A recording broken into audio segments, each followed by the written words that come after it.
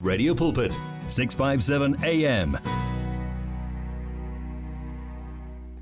Hey family, it's Sibongile Mofokeng from Radio Pulpit. How are you doing? I hope that you're good.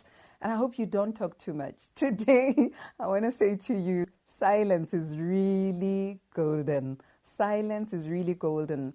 We hear of the story of Joseph. Joseph goes to his brothers and his father, and he tells them of the vision that God has given unto him, of who he is going to become, of who the Lord has destined him to become, a king for that matter, a ruler for that matter. And when he tells his brothers, number one, they already had a problem with him before he could even utter. Why? Because his father loved him more than he loved them. And I think this is the mistake that sometimes our parents do. You know, they bring comparison to the children and they love the other more than the other, which now affects their relationship. And we see this happening with Joseph. And that was problem number one. Daddy didn't like them as much as he liked him. Daddy didn't put them first. He put Joseph first before he could put them. And so they were jealous of him, of course.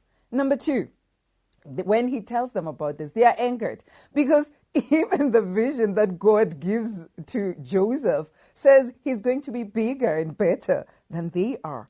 They sense it, they see it, and Joseph was so excited. Sometimes excitement makes us just do, the wrong thing. And we go to tell everyone who cares to hear about what the Lord has said. You tell this one, you tell that one. You tell everybody what the Lord has said to you and where the Lord is taking you, of which it's not something that we ought to do. We need to learn to be silent, when God tells us these exciting things. Because the Lord has got this tendency of telling you the end before he tells you the beginning. He tells you the end and it's so exciting and you see it. It's all in front of you.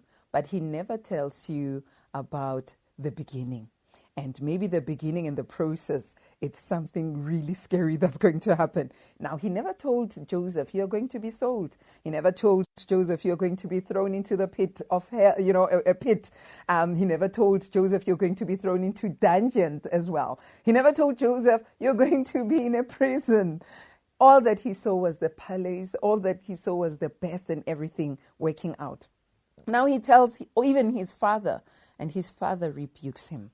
His father rebukes him and he says, what are you saying? Are you saying that me and your brothers are going to bow down to you? And it's exactly what the Lord was saying to him. They are going to bow down to you. But because of excitement, he shared. You know that David nearly died? And I think some of us die spiritually when we share our dreams. Our dreams might be aborted early. His brothers, when they see him coming, they're like, here comes a dreamer. The dreamer is coming. And they throw him in the pit and they tore his garment, his robe that his father bought him, and they smear it with blood so that they can tell his father that he died. And when they do all of that, their plan was to kill him initially. But the elder brother said, no, we're not going to do this, but we are going to spare his life. He nearly died.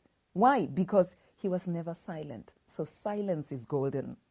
And he is taken, he's driven, he's taken to, to Syria and all of that. And he's sold to the Syrians. And the brothers thought the dream is dead. And sometimes the enemy silences our dreams. Sometimes he kills them, aborts them before they are even born because we uttered. I'm reminded, and I'll come back to the story of Joseph. I'm reminded, and I want to read this one that you find in the book of Luke 1, verses 20. There we find God talking to Zechariah, and he sends an angel to talk to Zechariah. And we are going to start from verses 19 of that. And the angel answered and said to him, I am Gabriel, who stand in the presence of God, and was sent to speak to you and bring you these glad tidings. I mean, they were exciting news. They were exciting news. They were glad tidings. And he says, but behold, you will be mute, not able to speak until the day these things take place, because you did not believe my words, which will be fulfilled in their own time. Gabriel came and told him that he was going to have a son. and he was going to bear a son. And him and Elizabeth were old now, and they didn't even think that they would have a son. And when the angel told him this, he was doubtful of that. And he asked questions. And sometimes we do that. We utter. So before you even say, when the Lord speaks to you, when the Lord tells you where he's taking you and what he's going to do in your life, before you utter negative words, be silent in his presence and, accept what he says. Otherwise, you'll be silenced. He was silenced because he would have messed it up with his disbelief, with his words. And so the Lord decided to silence him. Even Joseph was silenced, and he was sent to all these pits, the dungeons and all of that. Because had he spoken, it would have died. God wouldn't have achieved what he wanted to do with Joseph.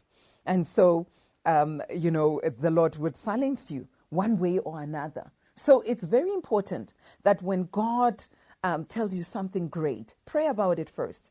Ask God, who should I tell? Whom will you raise up for me? Who will encourage me? Who will empower me? Who won't discourage me, but who will run with me? So before you utter negative words, before you say anything to anyone, pray about it. Seek the face of the Lord first. And be reminded that silence is golden. Before your dream is aborted, before you're silenced by God. And it's hard because it wasn't easy for Joseph to go through all of that. He didn't have to go through all of that had he been silent. So silence is golden. Shh. Download the Radio Pulpit app on your phone and be in contact with your daily companion 24 hours.